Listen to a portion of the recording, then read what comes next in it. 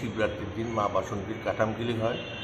আজকে শিব পুজো হবে, 25 শিব বানিয়ে পুজো হবে, তারপর মা কাঠামকিলি হবে। আজকের থেকে মা সূচনা হয়ে গেল, আগামী মাসে মার পুজো হবে এপ্রিল মাসে। আজকে মার কাঠামকিলি হবে এখানে বাসন্তী দেবী। কত তারিখ পুজোটা? কত তারিখ পুজোটা এপ্রিলের 4 তারিখ থেকে পুজো হবে মা বাসন্তী।